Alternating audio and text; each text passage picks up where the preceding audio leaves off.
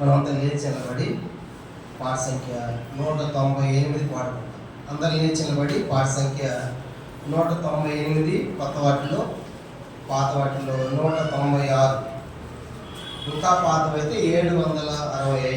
నా మనోనేత్రము తెరచి నా కఠిన హృదయమును మార్చి 198 కొత్త పుస్తకాల్లో, పాత వాటిలో 196, ఇంకా పాతవైతే 765. లేచి నిలబడి పాడుకుంటాము. లైన్లో నిలబడండి, ముందుకు జరగండి. మరి ముఖ్య బ్రదర్స్ ఆ గేట్లో వెళ్ళే వాళ్ళ దారి సరిగ్గా గేట్లు ఉన్నారు, ముందుకని జరిగి వెనకని జరిగి 198 కొత్త వాటిలో, పాత వాటిలో 196, ఇంకా పాతవైతే 765. నా మనోనేత్రము తెరచి నా కఠిన హృదయమును మార్చి నా మనోనేత్రము తెరచి నా కఠిన హృదయమును మార్చి అంధకారములో నేనున్నా, అంధకారములో నేనున్నా, వెదకి నన్ను రక్షించితివి. నా మనోనేత్రము తెరచి నా కఠిన హృదయమును మార్చి నా మనోనేత్రము తెరచి నా కఠిన హృదయమును మార్చి నీ పాపభారపు తోడ చింతించి వదలుచునుంటి. నీ పాపభారపు తోడ చింతించి వదలుచునుంటి. కల్వరి శిలువలో నా శ్రమలను, కల్వరి శిలువలో నా శ్రమలను పొంది నన్ను విడిపించితివి. నా మనోనేత్రము తెరచి నా కఠిన హృదయమును మార్చి నా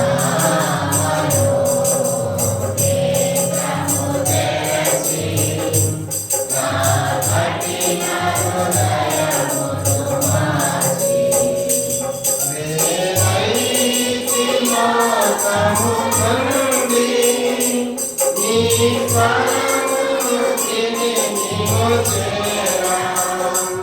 వేరైతి లోకము నుండి నీ స్వరమును విని నీవు చేరా.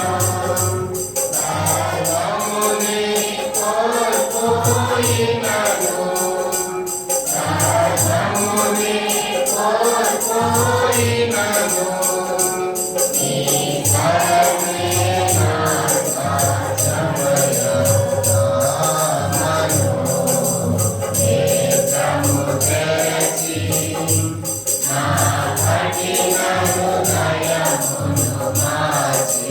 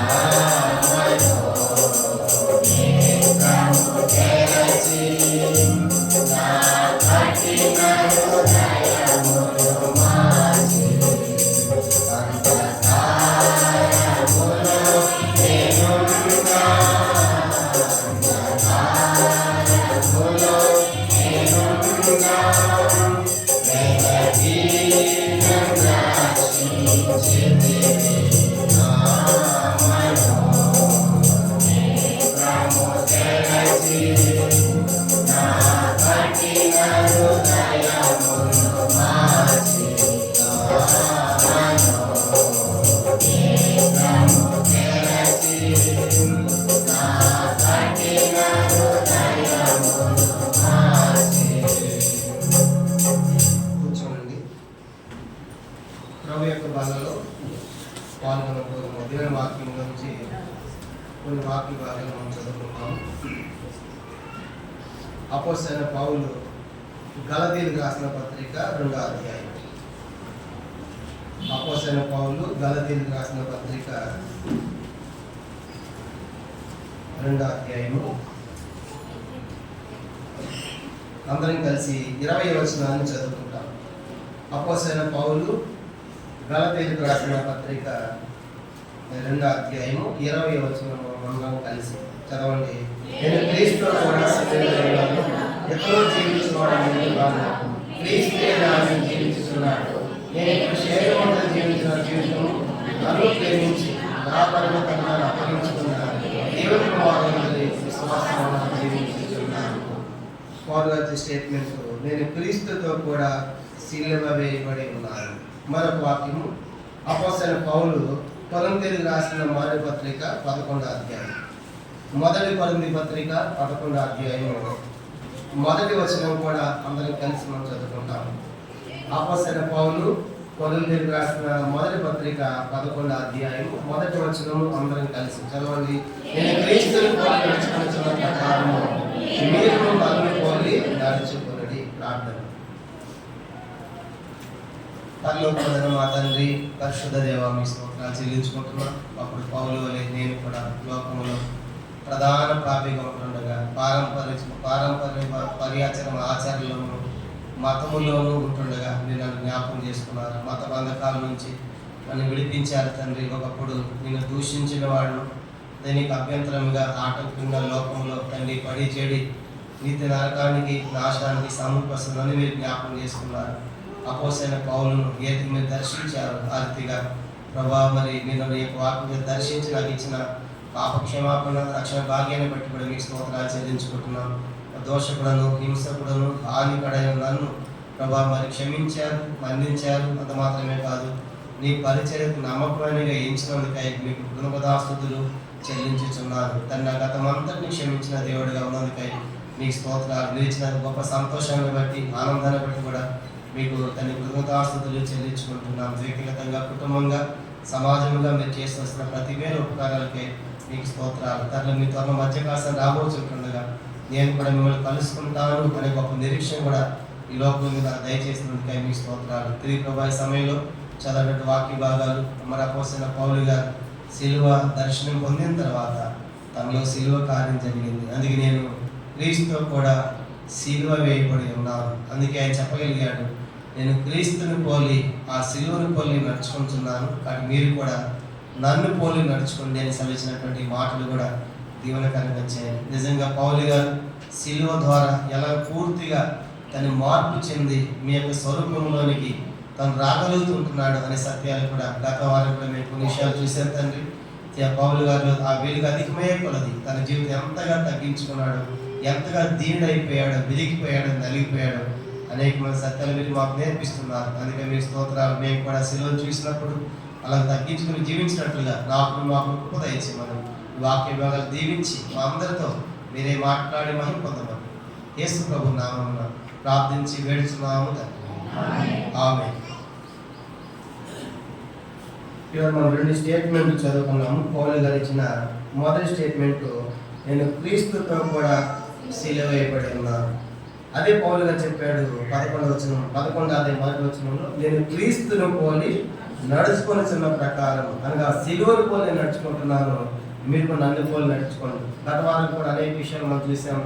మరి పౌలు గారు ప్రభు దర్శించిన తర్వాత ఒక వెలుగు, గొప్ప వెలుగు, మిక్కిలి ప్రకాశమానమైన వెలుగు. అంటే పౌలు గారిలో ఆ వెలుగు అధికమయ్యే కొలది నేను ప్రధాన పాపిని అన్నాడు, పరిశుద్ధులందరూ అత్యల్పుని అన్నాడు, అపోస్తులందరూ తక్కువ అన్నాడు. కారణం ఏంటంటే ఎప్పుడైతే యేసు ప్రభు వారి యొక్క వెలుగు మనలో అధికమవుతుందో మనలో ఉన్న సంగతులన్నీ బయటపడతాయి. వెలుగులు చూడండి, కొద్ది వెలుగులో కొంతే కనబడుతుంది. ఈ లైట్లు వేసాం, ఇంతవరకు వెలుగు ఉంటుంది. రాత్రి పూట ఈ కాలం ఎంత కనపడాలంటే పెద్ద లైట్లు పెట్టాలి. అంటే లైట్ అధికమయ్యే కొంత దూరం ఉన్న సంగతులు కూడా మనకి కనబడేగా ఉంటాయి. ఆత్మ జీవితంలో కూడా పౌలు గారు కొద్ది వెలుగుప్పుడు కొన్ని సంగతులే, ఇంకా వెలుగు ప్రకాశించే కొలది ఇంకా సరి చేసుకోవాలని చాలా సంగతులు ఉన్నాయి, ఇంకా మార్చుకోవాలని సంగతులు చాలా ఉన్నాయని ఆ వెలుగు అధికమైపోయింది. మొదటేమో పాపినంటే ప్రభా పాపినే కాదు పరిశుద్ధులందరిలో కూడా నేను తెలుపు అన్నాడు.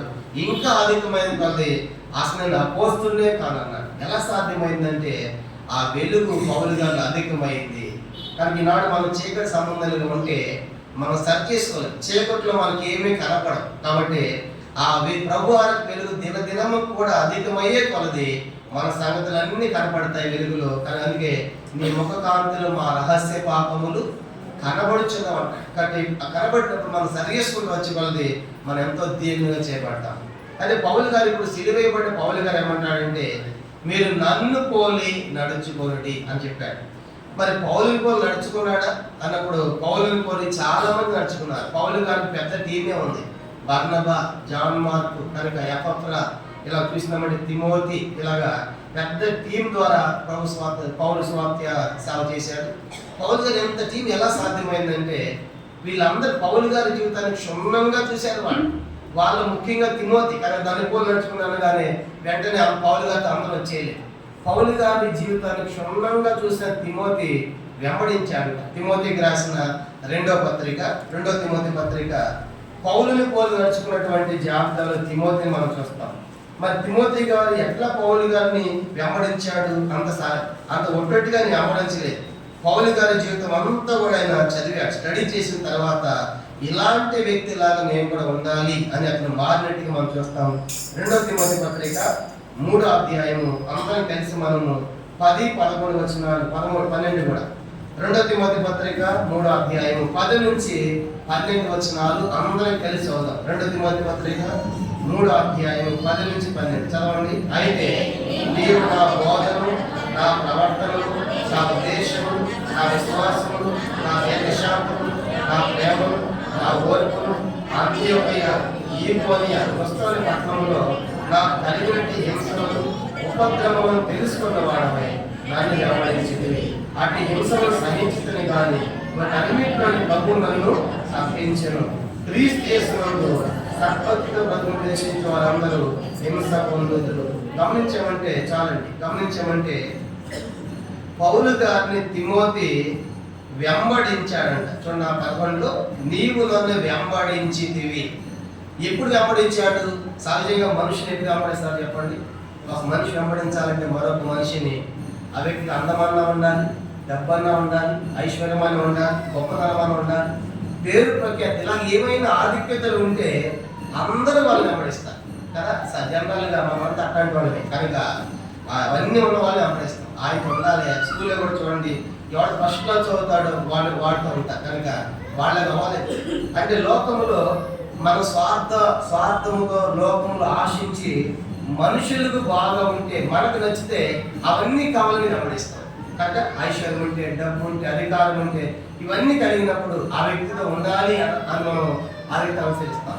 ఇక్కడ దానికి ఉల్టాగా రాయబడిన మాట చూడండి, గమనించామంటే తిమోతి గారు గురించి రాయబడినటువంటి మాట పౌలే సెలవిస్తున్నాడు.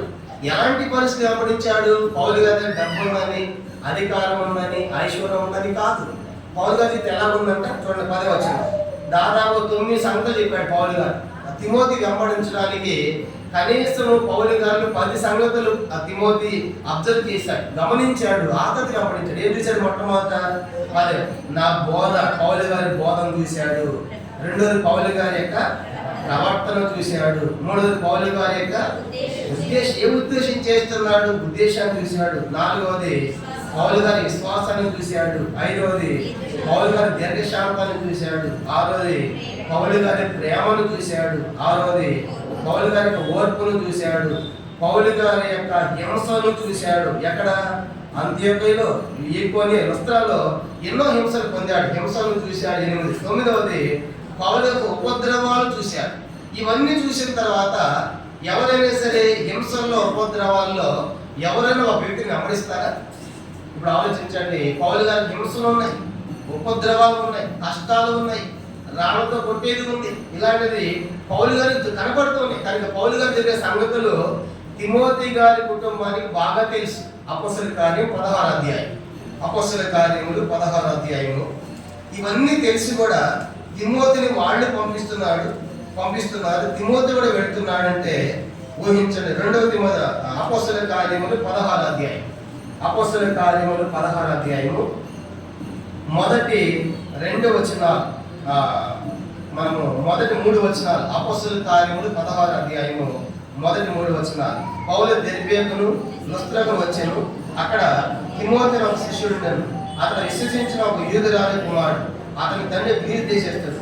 అతను లుస్త్రలోను ఈకొనిలోను ఉన్న సహోదరుల మంచి పేరు.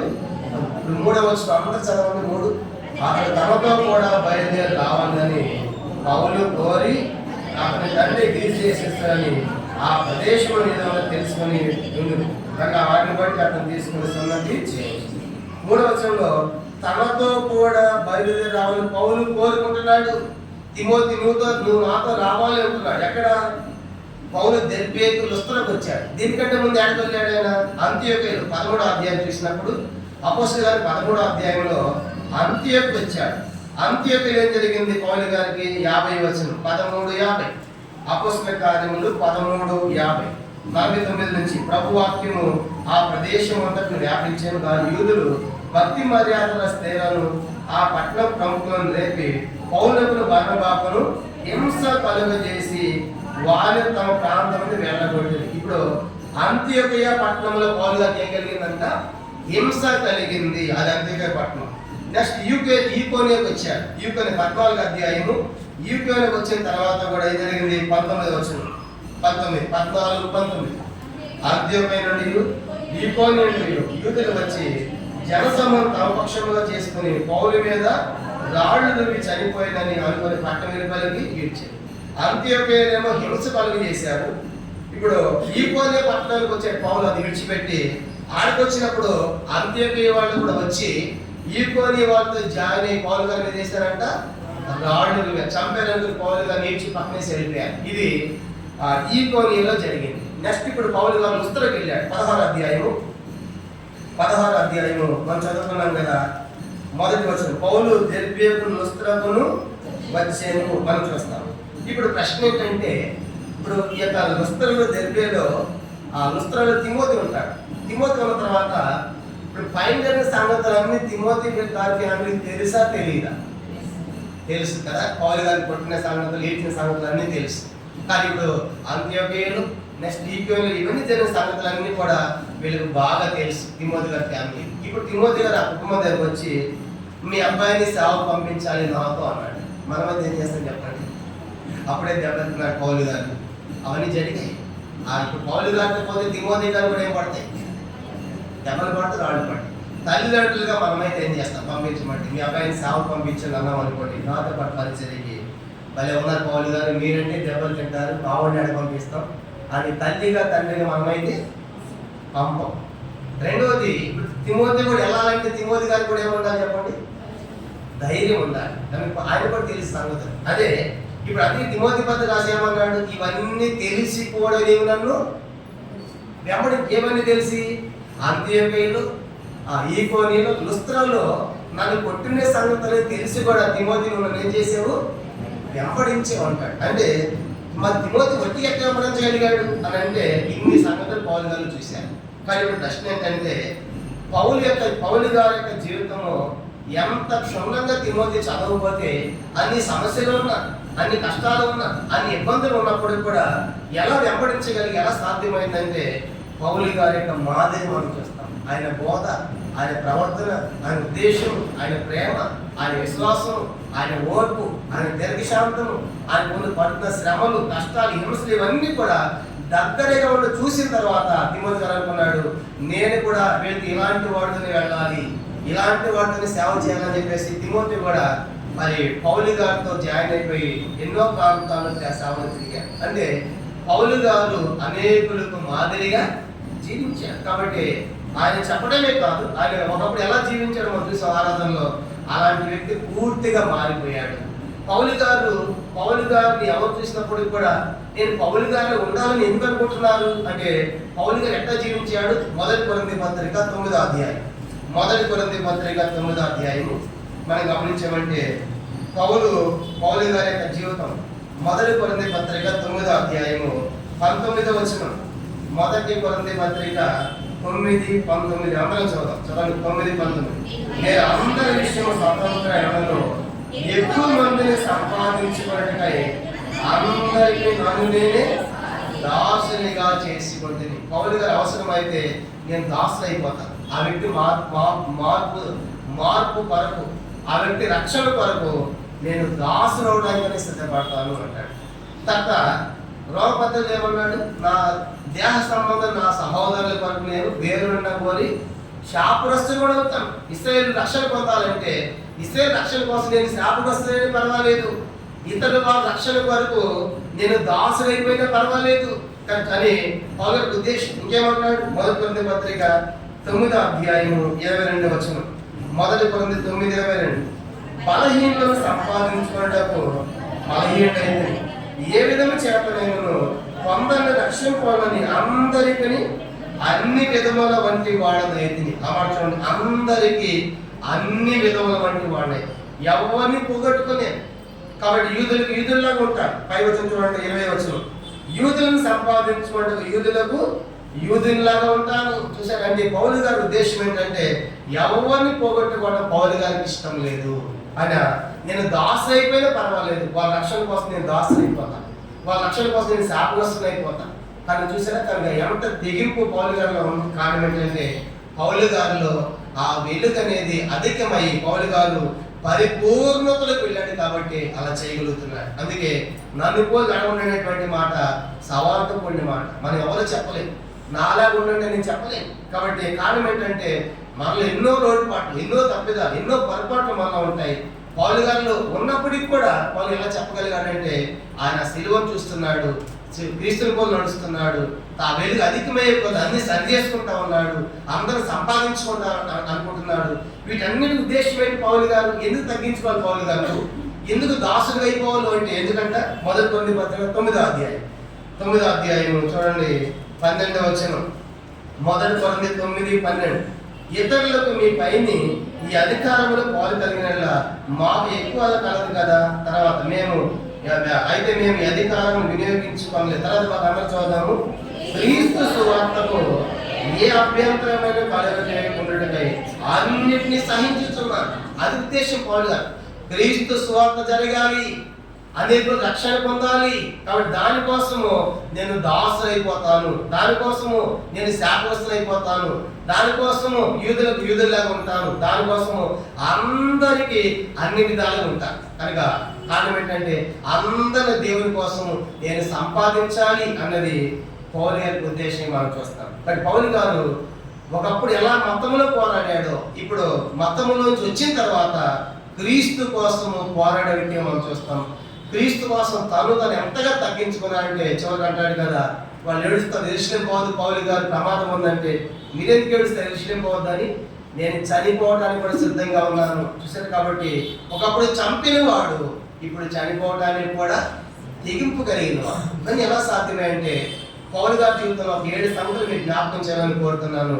ఇవన్నీ 7 పౌలు చేశాడు మొట్టమొదట. ఇవన్నీ ఆయన కూడా జరిగాయి.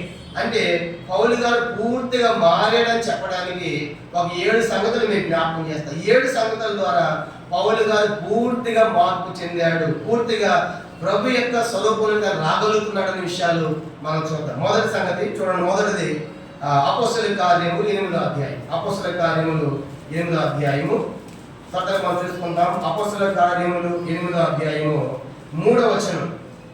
అపోస్తలుల కార్యములు 8వ అధ్యాయము 3వ వచనం మనం చదువుకుంటాం. అపోస్తలుల కార్యములు 8వ అధ్యాయం 3వ వచనం. సౌలు ఇంటింటా వచ్చి పురుషులను స్త్రీలను ఈడ్చుకొని పోయి జనసాలని సంఘములకు వాడు చేయొచ్చు. మొదటి సంగతి ఏంటంటే పౌలు ప్రభు నమ్మిన వారిని ఈడ్చుకొని పోయాడు. చెప్పండి, పౌలు అప్పుడు ఎలాంటి వాడు? దేవుని యేసు క్రీస్తును అంగీకరించిన వారిని, క్రైస్తవ్యాన్ని సేకరించిన వారిని, అనుజనులు కానీ వారి యూదులు కానీ యోధ మతము నుంచి వేరైపోతే కనుక వారిని ఈడ్చుకొని పోయిన వాడు. అది మొదటి సంగతి. కనుక ఒకప్పుడు దేవుని ప్రజలను ఈడ్చిన వాడు. ఇప్పుడు పౌలు మారిన తర్వాత ఏం జరిగింది? ఆయన ఈడ్చుకెళ్తున్నారు. కనుక ఈ పౌలు మారిన తర్వాత ఎక్కడైతే మతాన్ని ప్రకటించాడు అక్కడ పోయి క్రీస్తుని ప్రకటిస్తా ఉంటే ఏమైనా తినడానికి అడు తిరిగావు, వాళ్ళు ఇటు తిరిగావా అని చెప్పేసి వీళ్ళే తీశారు మతంలో ఉన్నటువంటి యూదులు. కనుక వాళ్ళ మతంలో ఉండి మార్గములకు వచ్చిన పౌలు ఈడుస్తూ ఉన్నారు. అంటే ఒకప్పుడు ఈడ్చిన పౌలు ఇప్పుడు ఆయన ఈడుస్తున్నారు. చూడండి, అపోస్తలుల కార్యము 14వ అధ్యాయం. మారిన తర్వాత పౌలు గారిని ఈడ్చుకెళ్ళిపోతున్నారు. అపోస్తలుల కార్యం 14వ అధ్యాయము 19వ వచనం. అపోస్తలుల కార్యములు 14:19. అంత్యోకియా నుండి ఈకోనియా నుండి యూదులు వచ్చి జన సమూహమును కంపక్షంగా చేసుకొని పౌలు మీద రాళ్ళు అతను చనిపోయాలని అనుకుని పట్టణం వెలుపలికి అతను ఈడ్చి. కనుక ఒకప్పుడు పౌలు ఏం చేశారు చెప్పండి? ఈడ్చాడు. పౌలు ఈడ్చాడు నమ్మిన వారిని. ఇప్పుడు పౌలు గారు ఏం చేస్తున్నారు? ఈడ్చారంటే దేన్ని ఈడుస్తాం చెప్పండి? ఈడ్చడం అంటే జనరల్గా ఈడ్చడం అంటే చనిపోయిన కుక్కలు అనుకోండి ఏం చేస్తారు? దాన్ని ఎత్తుకొని పోతారా? ఈడ్చుకొని పోతారు. అంటే పక్క లాగేస్తారు ఈడ్చుకొని పోవడం అంటే. పౌలు గారు ఒకప్పుడు ప్రభువుని నమ్మిన వారిని కొట్టి అవి ఈడ్చేసేవాడు. దేశం నమ్మిన తర్వాత పౌలు గారు అదే జరిగింది. పౌలు గారు ఈడుస్తా ఉంటే పౌలు గారికి ఏం గుర్తొచ్చి ఉండాలి చెప్పండి? ఇప్పుడు ఒకప్పుడు నేను కూడా అట్లా ఈడ్చిన వాడిని కాబట్టి నేను చేసిన నాకు వస్తున్నాయి. కాబట్టి ఇప్పుడు పౌలు గారి మనసులో తెలుసు, అయ్యో మీరు మతంలో ఉన్నారా, నేను ఒకప్పుడు అలాగే ఉన్నాను అని మనసులో అనుకుంటున్నాడు. కానీ వాళ్ళ మార్పు కోసం ఆయన ప్రార్థన చేస్తా ఉన్నాడు. ఒకప్పుడు ఈడ్చేయలేడు పౌలు, ఈడ్చుకెళ్ళిపోతా ఉంటే నేను చేసిన పని నాకు చేస్తా ఉన్నారని పౌలు గారి మనసులో తెలుసు. అందుకే వాళ్ళు క్షమిస్తా ఉన్నాడు. అందుకే పౌలు గారి వాళ్ళ మీద కక్ష లేదు, పగలేదు. కారణం ఏంటంటే నేను ఈడ్చానుగా, మతంలో నేను చేశాను, వాళ్ళు మతంలో ఉన్నట్టు చేస్తున్నారు. కానీ వాళ్ళ మార్పు కోసం ప్రార్థన చేయాలి, వాళ్ళ రక్షణ కోసం ప్రార్థన చేయాలి, వాళ్ళ స్వాత ప్రకటించాలని పౌలు యొక్క ధ్యేయంగా మనం చూస్తాము. ఇది మొదటి సంగతి. రెండోది చూద్దామా?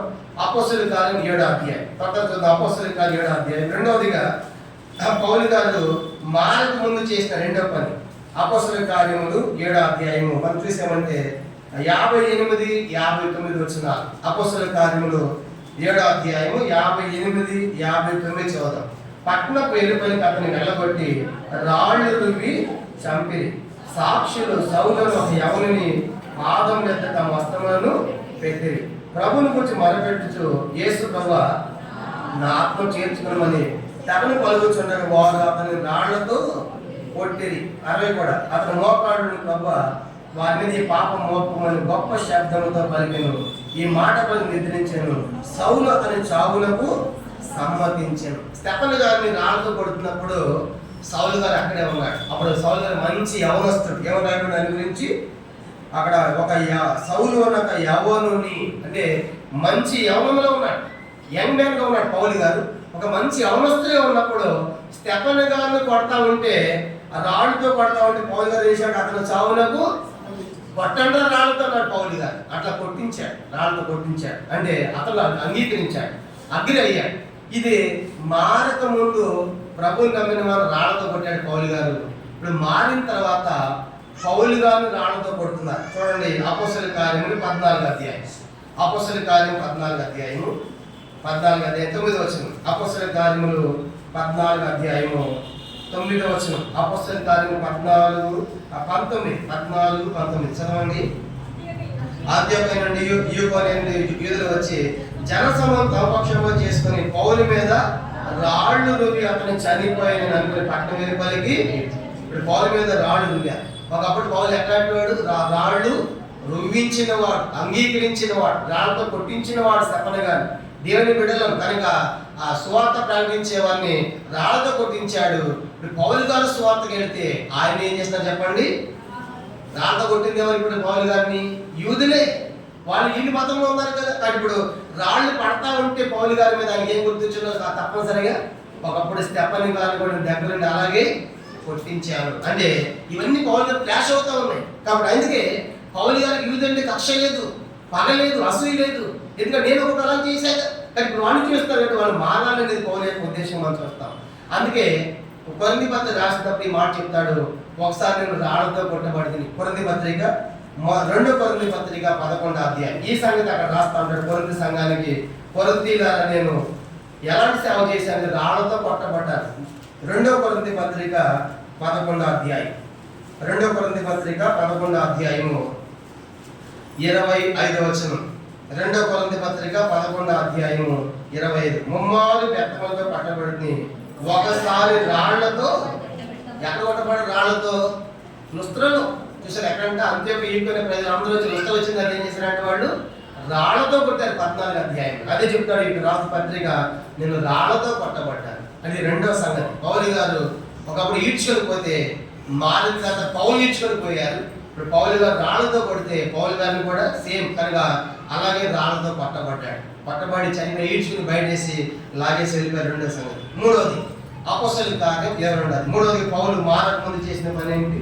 అపోస్తలుల కార్యములు 22వ అధ్యాయము 19వ వచనం. అపోస్తలుల కార్యములు 22వ అధ్యాయము మనం గమనించామంటే అపోస్తలుల కార్యములు 22వ అధ్యాయము 19వ వచనం. ఇది 3వ సంగతి. 22:19. అందుకు నేను ప్రభువా, ప్రతి సమాజ మందిరములోను నీ అందరి విశ్వాసం నుంచి వారిని నేను చెరసాల వేచు కొట్టుచూనుంటునని వారికి బాగా. 3వదిగా దేవుని మీద విశ్వాసం ఉంచిన వారిని చెరసాల వేసి కొట్టాడంట. పౌలు గారు ఎట్లాంటి వాడు? దేవుని ప్రజలను కొట్టినవాడు. నేను కొడుతూ వచ్చాను, సమాజ మందిరంలో లాక్కొని వచ్చి చెరసాలలో వేసి నేను వారిని కొట్టిన వాడును. 3వది మనం జ్ఞాపకం చేయబడుతున్న మాట ఏంటంటే పౌలు గారు విశ్వసించిన వారిని కొట్టినవాడు. అది పౌలు గారు ప్రభువుని నమ్మారు. నమ్మిన తర్వాత ఆయనకి ఏం జరిగింది? అపోస్తలుల కార్యములు 16వ అధ్యాయం. అపోస్తలుల కార్యం 16వ అధ్యాయము చూడండి. పౌలు గారు కొట్టాడు కదా, ఇప్పుడు ఆయన మారిన తర్వాత ఆయన ఏం జరుగుతుందంటే 16వ అధ్యాయము 23వ వచనం. అపోస్తలుల కార్యం 16:23.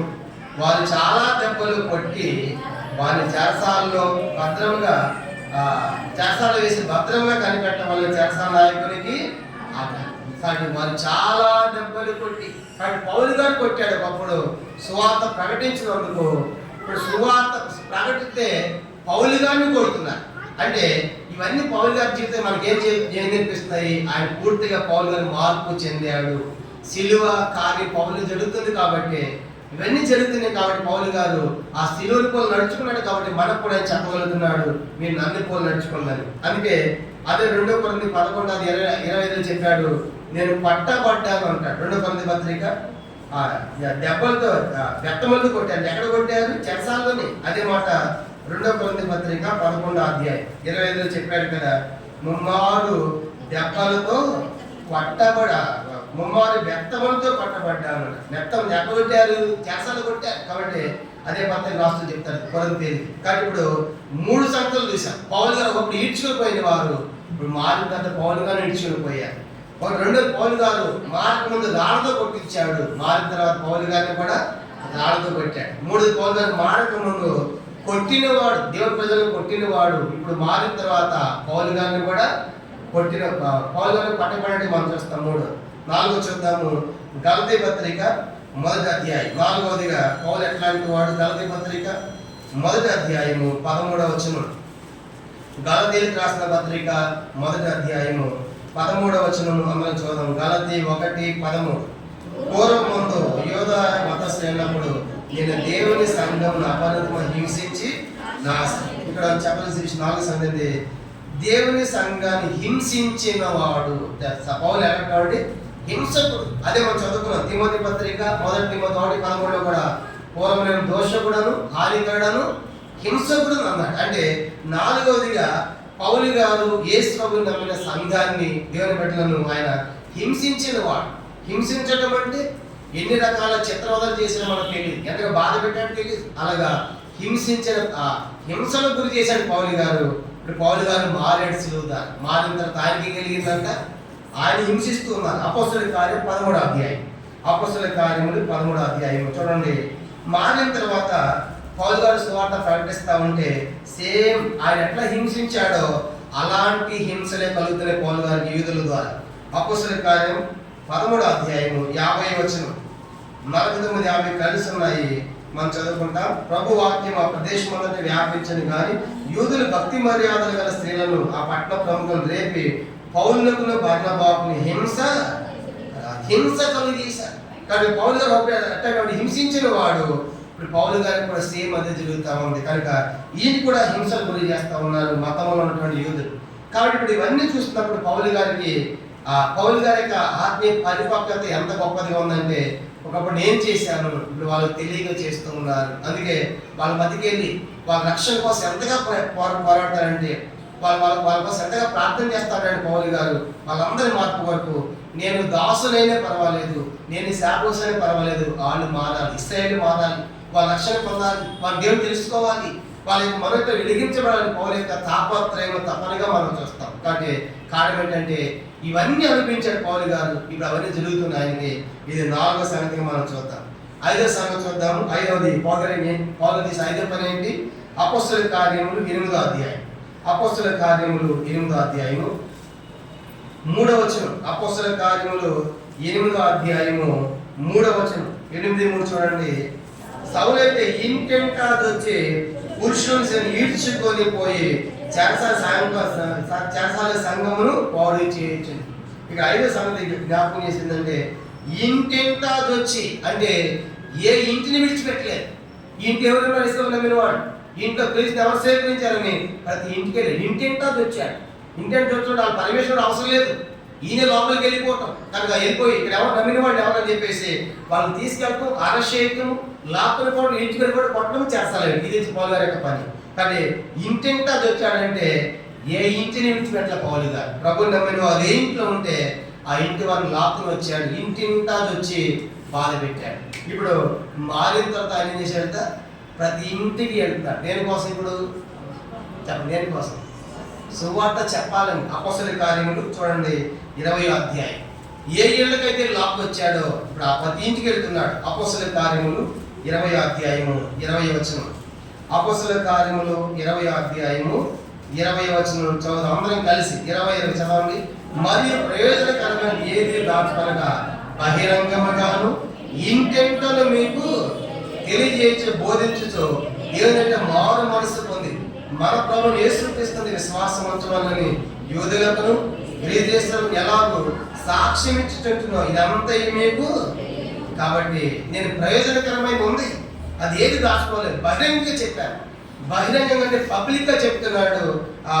పబ్లిక్ గా ఇంటెంట్ అంటే ప్రైవేట్ గా పౌలు గారి యొక్క బోధ పబ్లిక్ గా చెప్తున్నాడు, సమాజ మందిరాలు చెప్తాడు, వీధుల్లో చెప్తాడు, అదే సమయంలో ఇంట్లో కూడా చెప్తాడు. మనం కూడా స్వార్థ చెప్పమంటే ఒకరిద్దరు ఉన్నారనుకోండి, మనం కూడా ఎప్పుడు వర్తమానాలు చెప్తామంటే కాంగ్రిగేషన్ చాలా పెద్దదైతే ఎక్కువ మంది సమూహం అంటే వర్తమానం చాలా పెద్ద వర్తమానం చెప్తా ఉంటాం. పెద్దగా చెప్పాలని వస్తున్న చాలా మంది బోధకులకి ఆడ మనుషులు లేరని కూడా ఏం చేస్తాం చెప్పండి, ఒక్కరికి ఏం చెప్తాం బదులు వాక్యము ఒక్కళ్ళే అక్కడ ఉందంట. చూసారా? అంటే ఒక్కరికి మనకు బోధ రాదు, ఒక్కరికి మనకు వాక్యం రాదు. పెద్ద కాంగ్రిగేషన్ అయితే అప్పుడు మనం బోధ చేస్తాం. పౌలు గారు మనలాంటి కాదు. పౌలు గారు ఒక్కడికి చెప్తాడు, 1000 మందికి చెప్తాడు. అంటే పౌలు గారి ఉద్దేశం ఏంటంటే ఆయన సమాజ మందిరాలు చెప్తాడు, వీధులు కూడా చెప్తాడు, వేదిక మీద చెప్తాడు, వీధులు కూడా చెప్తాడు, లక్షల మంది చెప్తాడు, ఒంటరిగా చెప్తాడు. కారణం ఏంటంటే ఎవరిని విడిచిపెట్టాలి పౌలు గారు. ఆయన ఉద్దేశం ఏంటంటే ఒకడైనా మార్గం పొందాలిగా, ఒక ఆత్మ రక్షణ మంది పరలోకంలో సంతోషం కదా. కానీ ఒక్కడే ఎందుకు మనిషి పెట్టాలి, కానీ ఒక్కడిని వాళ్ళు చెప్పుకొని ఎందుకు ఉండాలి? అది బైబిల్ మనం చూసినప్పుడు ఒక్కరికి బాప్తిసం కూడా ఇచ్చారు. ఒక్కరికి ఏం జరిగిందంట? బాప్తిసం. మన మధ్య ఏం చేస్తాం? ఒకరికి బాప్తిస్తారంటే నలుగురు అవని అన్నారు, నలుగురు అయితే బాగుండి తింటారుగా. 5 మంది అవని ఒకరికి ఏం చేస్తామంట? ఒకరికి మారిన వెంటనే ఇవ్వాలి. చూసారా, నా బట్ట తీసుకుంటే నేను తీసుకుంటా, మా అమ్మాయి తీసి నేను తీసుకుంటా, వంతులతో మునిగేది కాదు. ఎవరు మారేదో వాళ్ళు తీసుకోవాలి. చూసారా, కనుక దాని స్థలం లేదు, ప్రదేశం లేదు, మనుషులు లేదు, సమయం లేదు. కనుక ఎప్పుడైనా తీసుకోవచ్చు, ఎప్పుడైనా తీసుకోవచ్చు. అపోస్తలుల అధ్యాయంలో ఒక్కరికి బాప్తిసం ఇచ్చాడు, ఫిలిప్పు నపుంసకునికి మారిన కారణం చేత. పౌలు ఉద్దేశం ఏంటంటే 2 విధాల పౌలు బోధన. ఒకటి ఏంటంట, ఎట్లా బోధించాడు? బహిరంగంగా అంటే ఇలాంటి సమాజ మందిరాల్లో బోధించేవాడు. ఇంటింటా చెప్పాడు, ఇంటికి కూడా చెప్పాడు. మన ఇంటికి స్వార్థం ఏమంటే ఇంటికి స్వార్థం మనకు రాదు, బోధించమంటే మాత్రం మనం బోధిస్తాం. వీధులు చెప్పండి చెప్పలేం, సమాజ మందిరాలు చెప్తాం. మనం ఒక ఆయన ఫోన్ చేసి అంటున్నాడు, ఒక ఆయన బాగా స్వార్థ సేవ చేస్తాం మన సేవకుడు, వాళ్ళకి హెడ్ క్వార్టర్ ఉంటుంది అనమాట. ఆ హెడ్ క్వార్టర్ ఆయన ఫోన్ చేసి, బ్రదర్ మీరు యొక్క సువార్త పోతే కష్టము, ఈ రోజులు పరిస్థితులు ఏమి లేవు, బాగోలేదు కానీ మీరు అట్లా వెళ్ళొద్దు అంటున్నాడు. ఆయన చేయలేకపోగా భయపడి చేసేవాళ్ళు వద్దంటున్నాడు. చూసారా, అంటే మళ్ళీ కాంగ్రెస్లో బోధిస్తాడు. పెద్ద సమాజం అది, పెద్ద సంఘం. కనుక పెద్ద సంఘంలో బోధిస్తాడు, కానీ బయటికి వెళ్ళి బోధిస్తే సమస్య ఉందని వద్దు అంటాడు బ్యాచులర్ సేవకుడిని. ఎట్లా ఉందో ఆలోచించండి. పౌలు అట్లా కాదు, ఆయన ఇంటింట బోధించాడు. ఇంటేంటంటే ప్రైవేట్గా ప్రతి ఇంటికి వెళ్ళి చెప్పాడు. అమ్మా ఒకప్పుడు నేను హింసించాను కదా, ఐఏఎస్ అమ్మనేసి ఆయన రక్షకుడు అమ్మ అని ఇంటింటా చెప్పాడు. అదే సంగతి బహిరంగ సమాజ మందిరంలో చెప్పాడు. కానీ పౌలు గారు ఒకప్పుడు ఇంటెంటపై లాక్కొచ్చిన వాడు ప్రతి ఇంటికి వెళ్ళి స్వార్థ ప్రకటించాడు. ఇది 5వదిగా మనం చూస్తాం. 6 చూద్దామా? 6వది అపోస్తలుల కార్యములు 8వ అధ్యాయం. అపోస్తలుల కార్యములు 8వ అధ్యాయము 3వ వచనం. అపోస్తలుల కార్యములు 8వ అధ్యాయము 3వ వచనం చివరిలో రాయబడింది, సంఘమును పాడు చేయుచుండెను. పౌలు ఏం చేశాడు? సంఘమును పాడు చేసిన వాడు అంటే దేవుని బిడ్డలు కలిసి ఉండకుండా చెదలగొట్టిన వాడు. కనుక పాడు చేసిన సంఘాన్ని. కనుక అదే పౌలు ఉద్దేశం ఏంటి? క్రైస్తవ్యం విస్తరించకూడదు, కానీ క్రైస్తవ్యం కనుక దీంట్లోనే నలిపేయాలని పౌలు యొక్క ప్లాన్. అసలు వాస్తవానికి 120 మంది ప్రారంభమైంది క్రైస్తవ సంఘము. మొదటి శతాబ్దంలో లక్షల కొలది విస్తరించింది. ఎవరు ఆపలేకపోయారు, ఎవరు అడ్డుకోలేకపోయారు. ఈనాడు కూడా ఎన్నో ప్రయత్నాలు జరుగుతున్నాయి క్రైస్తవ్యం ఆపాలనే ప్రయత్నాలు. కానీ బైబిల్ సెలవిస్తా ఉంది, ఇది ఒక జీవజల నది. ఎవరు క్రైస్తవ సంఘాన్ని ఆపలేరు స్ప్రెడ్ కాకుండా. కనుక ఇది ప్రవహిస్తూనే ఉంటుంది. కనుక యెరూషలేములో ప్రవహించింది. యెరూషలేములో 120 మందితో ప్రారంభమైన సంఘం. తర్వాత పౌలు గారు బోధ చేస్తే 3000 మంది చేర్చబడ్డారు. ఇంకా తర్వాత కొంతమంది చేర్చబడ్డారు. మళ్ళీ బోధ చేస్తే 5000 మంది చేర్చబడ్డారు. ఇలా మనం చూసినప్పుడు 120 మందితో ప్రారంభమైన క్రైస్తవ సంఘము ఇలా ఎంతమంది తెలుసా? లక్షల కోట్ల మంది. చెప్పండి, లక్షల కోట్ల మంది. ప్రతి ఖండములో, ప్రతి దేశంలో. అందుకే ఒక భాష కాదు, మతం కాదు, ప్రాంతం కాదు, జాతి కాదు, ఎక్కడికి పోయినా సరే క్రైస్తవులు ఉన్నారు. వాళ్ళంతా ఎవరు? క్రీస్తుని కలిగిన వారు. క్రైస్తవులు అంటారు. కనుక వాళ్ళంతా ఏ జాతో, ఏ కులమో, ఏ మతమో, ఏ కులమో తెలియదు, కానీ ఒకటి మాత్రం వాస్తవం, వాళ్ళంతా యేసుని నమ్మిన వారు. ప్రతి ఖండంలో ఉన్నారు. ఈరోజు ప్రభువారికి సైన్యము, రాజ్యం ఎంతంటే లక్షల కోట్ల మంది. ఎంతమంది ప్రారంభమైంది? అది 120 మంది. ఎక్కడ ప్రారంభమైంది? యెరూషలేము. ఎక్కడ దాకా వచ్చింది? భారత ఇండియా దాకా వచ్చింది. దీని యొక్క మూలాలు ఎంత ఉంటుంది? ఎక్కడ తేలుతుంది? యెరూషలేములో తేలుతుంది సంగతి. చూసారా, అక్కడ ప్రారంభమైంది. శాఖోపశాఖలు విస్తరించుకుంటా ప్రపంచం అంతా అన్ని ఖండాలకు వెళ్ళింది. ఈరోజు దాంట్లో మనం ఉన్నాం. ఎంత గొప్ప చేస్తారు. ఎవరు ఆపగలిగారా? ఎవరు ఆపలేదు. పౌలు ఉద్దేశం ఏంటంటే ఈ సంఘాన్ని పాడు చేస్తే ఇంతతో క్రైస్తవం సమాప్తం అనుకున్నాడు. పౌలు గారు తెలియనప్పుడు తెలిసిన అర్థమైంది, దీన్ని ఎవరు ఆపలేదు. జీవజల నది లాంటిది, కానీ ఇది ప్రవహిస్తూనే ఉంటుంది. కాబట్టి సంఘాన్ని ఒకప్పుడు పాడు చేశారు కదా. ఇప్పుడు మారిన తర్వాత సంఘం విషయం ఎట్లా ఉన్నాడు? మారిన తర్వాత పాడు చేసిన సంఘం ఏం చేస్తున్నాడంటే ఆయన 2 కొరింథీ పత్రిక 11వ అధ్యాయం. ఇప్పుడు మారిన తర్వాత ఆ సంఘ విషయంలో ఆయనకి ఎట్లా ఉంటుంది? 2 కొరింథీ పత్రిక 11వ అధ్యాయం. 2 కొరింథీ పత్రిక 11వ అధ్యాయము 28వ వచనం. 2 కొరింథీ పత్రిక ఒకప్పుడు సంఘాన్ని పాడు చేసిన వాడు ఇప్పుడు నమ్మి సంఘంలో చేర్చబడిన తర్వాత ఎలాంటి అనుభవం కలిగి ఉన్నాడంటే 2 కొరింథీ పత్రిక 11వ అధ్యాయం 28వ వచనం. అందరం కలిసి 28. ఇదియుగాక సంఘములన్నిటిని వచ్చే చింతయు కలవు, ఈ భారము దినదినము నాకు. ఇప్పుడు బాబు గారికి ఏమని చెప్పండి? సంఘం గురించి ఏమన్నా? దాని సంఘం గురించిన చింత ఉంది. అయ్యో ఈ సంఘం ఎట్లా? ఎందుకంటే ఎన్నో సంఘాలు స్థాపించాడు, తెస్సలోనికల సంఘము, కొరింథీయుల సంఘము, ఎఫెసుల సంఘము, ఫిలిప్పీల సంఘము చూసినప్పుడు ప్రతి ప్రాంతానికి సువార్త ప్రకటించాడు. సంఘాలు విస్తరించాయి. ఇప్పుడు ఆ సంఘాల గురించి పౌలు గారికి ఏమన్నా హృదయంలో చింత ఉంది, బాధ ఉంది, దినదినం ఉందంట. కరదినం అంత మాత్రమే కాదు, ఆ సంఘాలను స్థిరపరిచాడు కూడా. ఒకప్పుడు పాడు చేసిన వాడు, చెదరగొట్టిన వాడు ఇప్పుడు ఏం చేస్తున్నాడు? అపోస్తలుల కార్యం 15వ అధ్యాయం చూడండి. సంఘం భారం కలిగి ఉన్నాడు. అదే సమయంలో సంఘాలను ఆయన స్థిరపరుస్తున్నాడంట. అపోస్తలుల కార్యములు 15వ అధ్యాయం 41వ వచనం. అపోస్తలుల కార్యం 15:41. పౌలు శీలను ఏర్పరచుకొని సహోదరుల చేత ప్రభుత్వం అప్పగింపబడినవాడై బయలుదేరి సంఘములను స్థిరపరచుచు. చూసారా, చెదరగొట్టిన వాడు ఇప్పుడు సంఘాన్ని ఏం చేస్తున్నాడంట? స్థిరపరచు. అంటే అర్థం ఏంటి? ఎక్కడైతే ఏళ్ళు కొట్టాడు అక్కడ వీళ్ళు స్వార్థ చెబుతారు. అదే మీరు కరెక్టే ఉన్నారు, మీ నమ్మిన మెసేజ్ కరెక్టే, నాదే పొరపాటు, కాబట్టి మీరు సంఘంలోనే ఉండండి అని చెప్పేసి ఆ సంఘాలను స్థిరపరిచాడు. కాబట్టి సంఘం ఏమైంది అంటే దినదినానికి 16వ అధ్యాయం 5వ వచనం. అపోస్తలుల కార్యములు 16:5. కనుక సంఘములు విశ్వాసమందు స్థిరపడి అనుదినము లెక్కకు విస్తరించుచుండెను. కనుక చూసారు, పౌలు గారు సంఘమును పాడు చేసిన వాడు, సంఘం నుంచి బాధ కలిగి, చింత కలిగి సంఘాలను స్థిరపరుస్తూ దినదినానికి సంఘముల యొక్క లెక్క ఏం చేశాడంట? విస్తరింపజేశాడు. అనేకమైన సంఘాలు స్థాపించాడు పౌలు గారు. కారణం ఏంటంటే అంతగా మార్పు చెందాడు. ఇవన్నీ మనకేమర్థమవుతుందంటే పౌలు గారు నిజంగా మారాడని చెప్పడానికి ఇవన్నీ మనకు నిదర్శనంగా కనబడతాయి. ఇది 6వ సంగతి. 7వది ఆఖరి చూసి మనం ముగిద్దాము. 7వది ఆఖరిది అపోస్తలుల కార్యములు 8వ అధ్యాయం. అపోస్తలుల కార్యములు 8వ అధ్యాయము. ఇది అపోస్తలుల కార్యం 8వ అధ్యాయం 3వ వచనం. చివరిగా ఆఖరిది 7వది 8వ అధ్యాయం 3వ వచనం. సౌలైతే ఇంకేంటో అది వచ్చి పురుషులను స్త్రీలను ఈడ్చుకుని పోయి చెరసాలలో వేయించి. 7వది ఏంటంటే యేసును నమ్మిన వారిని చెరసాలలో పెట్టాడు, ఖైదులో పెట్టాడు, జైల్లో పెట్టాడు. యేసును నమ్మినందుకు తీసుకొని పోయి చెరసాలలో పెట్టాడు. అలా ఎంతో మందిని చెరసాలలో బంధించిన వాడు. పౌలు గారు మారిన తర్వాత ఆయనకి ఏం జరిగింది? 16వ అధ్యాయము 24వ వచనం. అపోస్తలుల కార్యములు 16వ అధ్యాయము 24వ వచనం. అతడు అట్టి ఆజ్ఞను పొంది వారిని లోపలి చెరసాలలోనికి త్రోసి వారి కాళ్ళకు బొండ వేసి బిగించాను. పౌలు గారు చెరసాలలో వేస్తే పౌలు గారు సువార్త ప్రకటన ఈయన కూడా వేశారంట.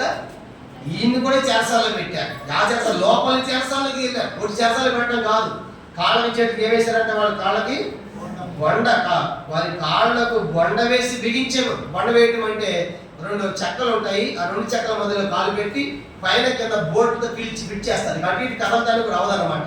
అంటే ఆ చెక్కల మధ్యలో కాళ్ళు ఇలా ఉండిపోతాయి, అలా కూర్చోవాలంటే కనుక అలాంటి బొండ వేసి బిగించారు. కారణం ఏంటి? ఒకప్పుడు చెరసాలు వేశారు పౌలు గారు, ఇప్పుడు ఈయన్ని కూడా చెరసాలు వేశారు. ఇవి క్రైస్తవ సమాజం కొత్త ఏమీ కాదు. ఈనాడు మనం గమనించామంటే నార్త్ ఇండియాలో, ఉత్తర భారతదేశంలో ఎంతో మంది జైల్లో ఉన్నారు. ఎందుకు తెలుసా? ఎందుకు సువార్త ప్రకటించినందుకు కేసులు కట్టారు. మత ప్రచారం అనేటువంటి దాంతో ఈనాడు ఎంతో మంది ఉత్తర భారతదేశంలో ఎంతో మంది చెరసాల వెళ్ళారు, ఎంతో మంది జైల్లో ఉన్నారు. వాళ్ళ భార్యలను, కుటుంబాల సంఘాలు పిలిచి వాళ్ళ కోసం మనం ప్రార్థన చేయాలి. ఇవి చూసినప్పుడు ఇవి పత్తేమీ కాదు క్రైస్తవ్యానికి. ఆనాడు మొదటి శతాబ్దంలో ఉంది, ఈనాడు కూడా జరుగుతూనే ఉంది. అయినప్పుడు కూడా జైలు చేసినప్పుడు కూడా సేవ జరుగుతూనే ఉంది, సేవ ఆపలేదు. పౌలు గారు చివరికి చెరసాలు పెట్టారు. పౌలు గారి చివర అంత్య దర్శనం అవుతుందంటే 2 సంవత్సరాలు అద్దెంట్లో పెడతారు రోమా చెరసాలలో. ఇప్పుడు నేను జైల్లో ఉన్నాను కాబట్టి అనవసరంగా ఏం చేయాలని మనమైతే నోరు మూసుకొని కూర్చుంటాం. పౌలు గారు జైల్లో ఉండేసాడు తెలుసా? అపోస్తలుల కార్యము 28వ అధ్యాయం. అపోస్తలుల కార్యం 28వ అధ్యాయము. ఆయన జైల్లో ఉండి కూడా ఆయన చేసిన పని ఏంటంటే అపోస్తలుల కార్యం 28వ అధ్యాయం 30-31 వచ్చిన. అపోస్తలుల కార్యం 28వ అధ్యాయం 30-31. పౌలు 2 సంవత్సరాలు పూర్తిగా తన అద్దె ఎంత ఉండి కాపురం ఉండి తన ఎద్దకు వచ్చి వారిని అందరినీ సన్మానించి ఏ ఆటంకమును లేక పూర్ణ ధైర్యముతో దేవుని రాజ్యం గురించి ప్రకటించుచు ప్రభువైన యేసుక్రీస్తు సంగతులు బోధించుచుండెను. ఇది ఎక్కడ జరుగుతుంది? పౌలు గారిని రోమా తీసుకెళ్ళిన తర్వాత అక్కడ అర్థమైపోయింది ఇది పెద్ద ఖైదీ ఏమీ కాదు, నేరం ఏమి చేయలేదని చెప్పేసి పౌలు గారికి ఏం చేశారంటే ములాఖత్తు లేకుండా కావచ్చు. చూడండి, ఇప్పుడు జైలు పెట్టారనుకోండి, ములాఖత్ అంటే ఒకళ్ళు 2 కావచ్చు రోజుకి, కానీ అది కూడా టైం పెడతారు, ఇన్ని రోజులు గ్యాప్లు అని చెప్పేసి. అది పౌలు గారు కూడా చేశాడు. అందరికి అయితేనే పౌలు గారు పెట్టలేదు. పౌలు గారు సపరేట్ ఇల్లు ఇచ్చారు. అద్దెలు అంటే సపరేట్ క్వార్టర్ ఇచ్చారు పౌలు గారికి ఇచ్చిన తర్వాత. ఎందుకంటే పౌలు గారికి గ్రీకు భాష మాట్లాడతాడు. పౌలు గారు రోమా పౌరసత్వం ఉంది. అందుకే రోమా పౌరులకు ఇష్టానుసారంగా చేయదు రోమీలు. అది రోమా సామ్రాజ్య కాలం. అది పౌలు గారికి రోమా పౌరసత్వం ఉంది. ఎందుకంటే పౌలు గారు కిలికీలో తార్సులో పుట్టాడు. తార్స్ అనేటువంటి పట్టణము రోమేకి చాలా ప్రాముఖ్యమైన పట్టణము. అక్కడ ఎవరైనా పుడితే ఆటోమేటిక్గా రోమ పౌరసత్వం వస్తుంది. అది పౌలు గారు పుట్టింది కిలికీలో తార్సులో కాబట్టి పౌలు గారికి ఏ పౌరసత్వం ఉంది? రోమా పౌరసత్వం. పౌలు రోమీయుడు కాబట్టి ఏం చేశాడు రోమా గవర్నమెంట్, ఈయన జైల్లో పెట్టద్దు, సపరేట్గా పెట్టండి, నేను ఖైదు కాదని చెప్పేసి పౌలు గారికి సపరేట్ ఒక హౌస్ ఇచ్చారు. అంటే ఆ క్వార్టర్స్లో ఆ చెరసాలలోనే సపరేట్గా పెట్టారు. ఇంకేం పెట్టారంటే పౌలు గారు మాత్రం బయటకు వెళ్ళకూడదు, కానీ బయట ఉన్న వాటిలో పౌలు గారు వచ్చి కలవచ్చు అనేటువంటి అవకాశం కల్పించారు. అప్పుడు పౌలు గారు ఆ చెరసాలలో ఆ జైల్లో ఉండి 2 సంవత్సరాలు చేసిన పని ఏంటి చెప్పండి? కుమిలిపోతా, ఏడ్చుకుంటా, చెరసాల జైలు అని అనుకోలేదు. వచ్చిన వారందరూ సన్మానించి ఏం చేశాడు చూడండి. ఆయన 31 ఏ ఆటంకము లేక పూర్ణ ధైర్యముతో ఏం భయపడకుండా దేవుని రాజ్యం గురించి ప్రకటించుచు ప్రభువు యేసుక్రీస్తు గురించిన సంగతులు బోధించుచుండెను. చూసారా? కాబట్టి మనం గమనించామంటే పౌలు గారు ఎక్కడికి పోయినా చెరసాలలో కూడా సువార్త మాట్లేదు ఆయన. చూసారా? ఆ చెరసాలకు పోయిన ఉద్దేశం ఏంటి? యూదులకు జ్ఞానం మోపారు. జ్ఞానం మోపి మా ధర్మశాస్త్రానికి, ఈ పరిశుద్ధ స్థలానికి ఆ యూదులకు వ్యతిరేకంగా బోధ చేస్తున్నారని మోపిన జ్ఞానాలను బట్టి ఆయన రోమా వెళ్ళాల్సి వచ్చింది జైలుకి. అక్కడ పోయి కూడా స్వార్థ ప్రకటిస్తున్నాడు. అంటే పౌలు ఉద్దేశం ఏంటంటే ఏ చెరసాలలో వేశాడో అలాంటి చెరసాలు ఎన్నో పౌలు పడ్డాడు. అందుకే క్రీస్తు యేసు అయిన ఖైదీని అంటాడు. క్రీస్తు యేసు సువార్తము నిమిత్తమైన ఖైదీని అంటాడు. ఖైదీకి ఏంటంటే ఏదో హత్య చేసాం, నరహత్య చేసాం, దొంగతనం చేసి పౌలు గారు దేన్ని బట్టి ఖైదీ అయ్యాడైనా? క్రీస్తు యేసు ఖైదీని అంటాడు. అర్థం ఏంటి? క్రీస్తు యేసు సువార్త ప్రకటించాలో జైలు ఇచ్చారు కదా. అది కాబట్టి లోకంలో ఖైదీలు వేరే, పౌలు ఖైదీ వేరే. కాబట్టి పౌలు గారి ఆధిక్యం చూసినప్పుడు చెరసాల సంఘంని హింసించిన వాడు ఇప్పుడు ఏం జరుగుతుందంటే పౌలు గారు కూడా చెరసాలలో పెట్టారు. అంటే చెరసాలలో తోయబడ్డాడు. ఇవన్నీ చూసినప్పుడు మనకి ఏం అర్థమవుతుంది? పౌలు గారు పూర్తిగా మారిన వ్యక్తి, సిలువ కార్యము జరిగిన వ్యక్తి. ఎందుకంటే ధైర్యంగా నేను క్రీస్తుని పోలి సిలువకు నడుచుకుంటున్నాను, మీరు కూడా నన్ను పోలి నడుచుకున్నాను. మనం కూడా ఏం చేయాలి? మనం కూడా పౌలు గారిలాగా మార్పు చెందాలి, రూపాంతరం చెందాలి ప్రభు యొక్క స్వరూపంలోకి. ఆ వాక్యం చదువుకుని ప్రభు బల్లోకి వెళ్దాం. రోమపత్రిక 12వ అధ్యాయం. రోమపత్రిక 12వ అధ్యాయం. ఇప్పుడు ఇవన్నీ చదివిన తర్వాత మనం కూడా మారాలి, కనుక మార్పు చెందాలి, రూపాంతరము చెందాలి, ప్రభు యొక్క స్వరూపంలోనికి, ఆయన రూపంలోకి మనం కూడా రావాలి. రోమపత్రిక 12వ అధ్యాయం మొదటి 2 వచనాలు అందరం కలిసి చదువుకుని ప్రభు బల్లోకి వెళ్తాం. రోమపత్రిక 12వ అధ్యాయము మొదటి 2 వచనాలు చదవండి అందరం కలిసి. కాబట్టి సహోదరులారా, పరిశుద్ధమును దేవునికి అనుకూలమైన సజీవ యాగముగా మీ శరీరములను ఆయనకు సమర్పించుకోవడాన్ని దేవుని వాత్సల్యమును బట్టి మిమ్మల్ని బతిమాలుకొనుచున్నాను. ఇట్టి సేవ మీకు యుక్తమైనది. మీ లోక మర్యాద అనుసరమైన ఉత్తమమును, అనుకూలమును, సంపూర్ణమైన దేవుని చిత్తం మీద పరీక్షించి తెలుసుకున్నట్లు మీ మనస్సు మారి రూపాంతరము పొంది, నూతన రూపాంతరం పొంది. కాబట్టి పౌలు ఎట్లా సజీవంగా తన శరీరం సమర్పించుకున్నాడు, వాడ దెబ్బలకి రాళ్ళకి ఎట్లా అప్పగించుకున్నాడు, మనం కూడా సజీవ యాగం మనం దేవునికి సమర్పించుకోవాలి. కారణం ఏంటంటే ఆయన చిత్తాన్ని జరిగించడానికి కారణము నూతన ఒకటి వల్ల మనము రూపాంతరం పొందాలి. పౌలు గారు ఇప్పుడు రూపాంతరం పొందేది. ఒకప్పుడు ఇలాగ ఉన్నటువంటి వాడు ఇప్పుడు ఇలాగ మారాడు. కారణం ఏంటంటే పౌలు గారు రూపాంతరం చెందిన వ్యక్తి. ప్రభు యొక్క స్వరూపంలోనికి, ప్రభు యొక్క పరిపూర్ణతలోకి వెళుతున్నాడు. దినదినము కూడా వెలుగును పొందుతున్నాడు. అందుకే పౌలు ఎంతో మంది చెప్తాడు, నేను క్రీస్తుని పోలి నడుచుకున్నాను, నన్ను పోలి మీరు నడుచుకోండి. ప్రార్థన మోకరించండి. ఈ వాక్య వెలుగులో మన జీవితాలు సపరీక్ష చేసుకుని మనం పరీక్షించుకొని ప్రభు యొక్క మనల్ని సమీపిద్దాం. అందరూ మోకరించిన అందరూ మోకరించండి. కళ్ళు మూసుకోవాలి, లేచి వెళ్ళద్దు. ప్రభు మనతో మాట్లాడి గంభీరమైన సమయం, దేవుడు దర్శించే వేళ. ఒకప్పుడు పౌలు గారు మతములో ఉండి ఎలా ప్రవర్తించాడు, ఇప్పుడు మతము నుంచి మార్గంలోకి వచ్చాడు. క్రీస్తును అంగీకరించిన పౌలు జీవితము ఎంతగా రూపాంతరం చెందాడు. ఆయన ప్రతి చిన్నది ఆయన ఏం చేయాలి అవన్నీ జరిగినాయి పౌలు గారికి. కాబట్టి ఇవన్నీ పౌలు గారు నేర్పిస్తున్నటువంటి సత్యాలు మనం. కాబట్టి ఒకప్పుడు ఆయన సంఘములు పాడు చేసిన వాడు, ఇప్పుడు సంఘాన్ని గురించి చింత ఉంది ఆయనకి, భారం ఉంది, బాధ ఉంది. సంఘం స్థిరపరచాలని తాపత్రయం పౌలు గారిలో కారణం మారాడు కాబట్టి ఈ సంఘం ఎలాగనే చింత ఉంది ఆయనకి. అది మాత్రమే కాదు, చెరసాల వేసిన వాడు ఇప్పుడు చెరసాల వెళ్తానికి కష్టపడ్డాడు, అక్కడ కూడా సువార్త మానలేదు. కనుక అంత మాత్రమే కాదు, ఇంటింట లాక్కొని వచ్చిన వాడు ఇంటింట ఆవిడ స్వార్థ ప్రకటిస్తున్నాడు. ఎన్నో విషయాలు మనం చూసాం, దాదాపు 7 సంగతులు. ఇవన్నీ కూడా పౌలు గారు చేసినవన్నీ పౌలు గారు జరిగాయి. ప్రతి మధ్యాహ్నం నిజంగా పౌలు గారి వల్ల మనం చెప్పగలమా క్రీస్తుని పోలిన నడుచుకోమని? అంత మాత్రమే మనము ఆ రూపాంతరకు మన జీవితం వెళుతుందా? ఆ వెలుగులో మనం ఉన్నామా? ఇంకా నువ్వు చీకట్లో ఉంటే, చీకటి సంబంధిగా ఉంటే వెలుగులకు త్రోయబడతాం. కానీ వద్దు, ఈ మధ్యాహ్నం ప్రభా నేను ఆ వెలుగులోకి రావాలి. ఒక వెలుగు, గొప్ప వెలుగు, మిగిలిన ప్రకాశమైన వెలుగులోకి వచ్చి నేను కూడా సిలువేయబడాలి. నా స్వార్థము సిలువేయబడాలి, నా శరీరం సిలువేయబడాలి, నా పాపం సిలువేయబడాలి, నన్ను నేనే సజీవంగా నీకు సమర్పించుకోవాలి. పౌలు గారిలాగా నేను పూర్తిగా మారాలి తండ్రి, నీ రూపంలోనికి రావాలి, నీ స్వరూపంలోనికి రావాలి అనేది మన తీర్మానం అయితే ఆయన పనులకు మనం సిద్ధమే. కానీ వాక్య వెలుగు పరీక్షించుకొని ఆయన పనులను మనము సమీపిద్దాం. ప్రార్థన. ప్రభు బిడ్డలు కానుకలు ప్రభు సమర్పిస్తారు. మనం తల్లి చిన్నబడి ప్రభు హృదయం ఇచ్చిన వారు కానుకలు కూడా సమర్పిస్తారు.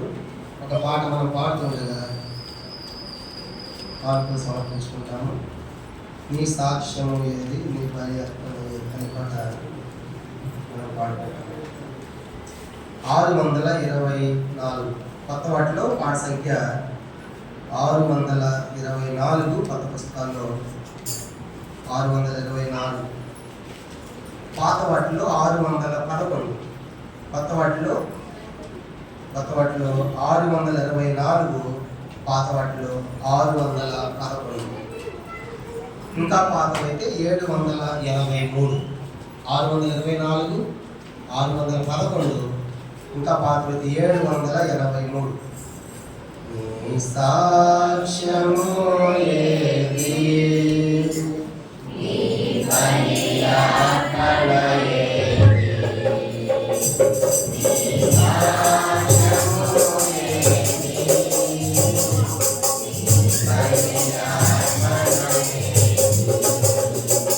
పరివర్తన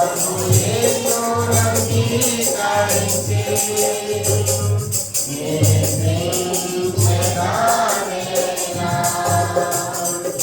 ప్రభు యేసు అంగీకరించి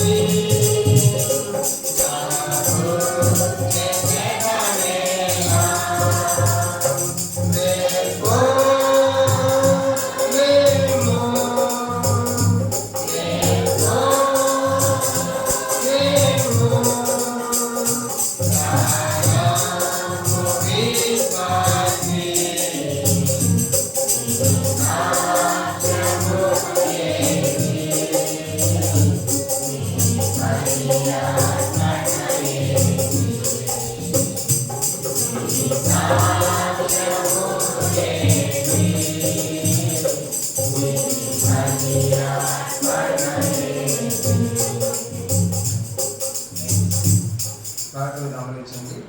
చివరి ఆశ్రదంతో ముగించుకుంటాము. అంత చేపలు ఎవరు కూడా తీసివేయండి. రేపు మీటింగ్ ఉంది కాబట్టి వాళ్ళు వేసేదానికి ఇబ్బంది అవుతుంది. కానీ రేపే కాబట్టి చేపలను యథావిధిగా అలాగే ఉంచండి. పైన ఏమైనా ఊడిస్తే ఉంచేయండి. అంతా డోర్లు పెడతాం.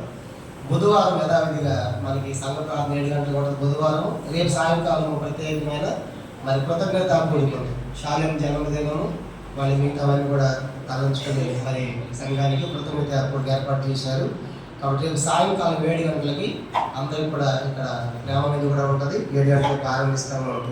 సాధ్యమైన త్వరగా ముగించడానికి ప్రయత్నం చేస్తాం. సంఘం అంతా కూడా వాళ్ళు ఆహ్వానిస్తున్నారు. కాబట్టి అందరూ కూడా రావాలని మనం చేస్తున్నాం. రేపు సాయంకాలము ప్రేమ కూడా ఉంటుంది కాబట్టి కొంచెం వంటల్లో కూడా దగ్గరున్న వాళ్ళు ఇచ్చుకొని సహాయపడాలని మనం చేస్తున్నాం. బుధవారం యథావిధిగా మనకి సంఘ ప్రార్థన 7 గంటలకు ఉంటుంది. మరి అందరూ రావడానికి ప్రయత్నం చేయండి. చాలామంది వస్తున్నారు, ఇంకా రావాలని మరి ఆశపడుతున్నాం. తిరిగి శుక్రవారం యథావిధిగా సహోదరి ప్రార్థన 11 గంటలకు ఇక్కడ జరుగుతుంది. కనుక వీలైనటువంటి వారందరూ కూడా సహోదరులందరూ రావాలని ప్రేమతో మనం చేస్తున్నాం. తిరిగి వచ్చి ఆదివారం 10 గంటలకు మనం ఆరాధనకై యథావిధిగా సమావేశం అవుతాము. జ్ఞాపకం పెట్టుకోండి, ఈ పరిచర్యలో పాల్గొనండి. కానీ రేపు సాయంకాలం 7 గంటలకు కృతజ్ఞత కోటిగా సంఘం అందరూ కూడా డ్యూటీకి వెళ్ళినా కాస్త లేట్ అయినా పర్వాలేదు రండి. కనుక 9 దాకా ఉంటుంది కాబట్టి 8:30లో మీరు డ్యూటీ చేసుకున్నా కూడా ఇప్పుడే వెళ్ళిపోతాం డ్యూటీ అనుకోకుండా అందరూ రావాలని మనం చేస్తున్నాం. బుధవారం 7 గంటల సంఘ ప్రార్థన, శుక్రవారం 10 గంటలకు సహోదరి ప్రార్థన, ఆదివారం 10 గంటలకు ఆరాధనకై మనం చేయబడుతున్నాం. వీటి కొరకు ప్రార్థించి పాలు పొందాలని ప్రేమతో మనం చేస్తున్నాం. చివరి ప్రార్థన ఆశీర్వాదంతో ముగిస్తాం. చెప్పాను కదా, చేపలు ఎవరు కూడా తీయొద్దు. దాని పైన ఉన్న చెత్తంతో ఊటి వేసి జోలికి పెట్టేసి వెళ్ళిపోండి. ప్రార్థన. పరలోకమందున్న మా తండ్రి, పరిశుద్ధ దేవా, మీ స్తోత్రాలు చెల్లించుకుంటున్నాం. ఇది మొదటి మీరు చేసిన సహాయం బట్టి, మేలుని బట్టి కూడా మిమ్మల్ని స్తుతించి ఆరాధించి గర్వపరుస్తున్నాం. నిజంగా తండ్రి, పౌలు గారి జీవితము మరి దఫాలుగా అంచెలంచెలుగా ఎన్నో సత్యాలు తండ్రి మాకు నేర్పిస్తున్నారు. ఇవన్నీ కూడా మాకు బుద్ధి కలగాలని, బోధ కలగాలని, జ్ఞానం కలగాలని, మీ రూపంలోకి మార్చబడాలని ప్రభావ. ఇవన్నీ కూడా కథలు కాదు, జరిగిన వాస్తవాలు, యథార్థ సంఘటనలు, నిజ సంఘటనలు. కాబట్టి ఇవన్నీ కూడా మా జీవితంలో కార్యము దాల్చినట్లుగా, నాలో దాల్చినట్లుగా ఎన్నోసార్లు ధ్యానం చేస్తున్నప్పుడు అలాంటి తృష్ణ, మంట, అలాగ జీవించాలన్న ఆశ ప్రభా మరి అధికమవుతుంది. అలాగ జీవించడానికి కూడా సహాయం చేయండి. మీ సహాయం లేకపోతే అలాగ మేము చేయలేదు తండ్రి. కాబట్టి నాకు కాదు, నాకు మాత్రమే కాకుండా ఎవరు ఇలాంటి తీర్మానం చేసుకుంటున్నారు ఈ సత్యాలు ఉన్నప్పుడు అలా గొప్ప సాఫ్ చేయనట్లుగా భవిష్యత్తులో మమ్మల్ని అందరినీ సిద్ధపరచండి. ప్రభు సహాయం వచ్చిన ప్రతి ఒక్కరిని కూడా దీవించండి. మీ దీవెనతో మీ ఆశీర్వాదాలతో నింపి నడిపించండి. మీ ప్రజల ప్రభావం మరి మీ ఇంటి కానుకలు తెచ్చారు. వారికి రావాల్సిన దీవెనలు మీరు దయచేయండి. నమ్మకం మా తండ్రి సోమవారం సాయంకాలం మీ దాసున్న శ్రీకాంతన పావన వారికి మరి కృతజ్ఞత కూడి కూడా ఎంత దీవెనకరంగా చేయండి. మంచి వాతావరణం దయచేయండి. అనేక రాగంటకు కలిగించండి. కింద కొత్త తండ్రి పరిచయాలు కూడా అనేకలు పాల్గొనడానికి కూడా సహాయపడండి. తిరిగి మరి బుధవారం 7 గంటల సంఘ ప్రార్థన సమయం కూడా దీవెనకరంగా చేయండి. శుక్రవారం మరి 11 గంటలకు సహోదరుల ప్రార్థన కూడా దీవెనకరంగా చేయమని ప్రార్థిస్తాను. తిరిగి ఆదివారం మరి మందిరంలో 10 గంటలకు మేము సమావేశమైనట్లుగా మీకు దయచొప్పున జ్ఞాపకం తీసుకుంటామని సహాయపడమని మీ దీవెనతో పంపించమని వందన స్తోత్రాలు చెల్లించుకుంటూ యేసుక్రీస్తు వారి పరిశుద్ధమైన నామమును ప్రార్థించి స్తుతించి అతివినముగా వేడుకొనిచున్నాము తండ్రి. ఆమేన్. మన తండ్రి అయిన దేవుని ప్రేమయు మన యేసుక్రీస్తు వారి కృపయు పరిశుద్ధాత్మ ధన్యమైన సహవాసము చేసిన మనకును తన ప్రేమించు వారికి సకల పరిశుద్ధులకును ఇప్పుడు ఎల్లప్పుడూ సదాకాలము తోడై ఉండును గాక. ఆమేన్. క్రీస్తు దాసులారా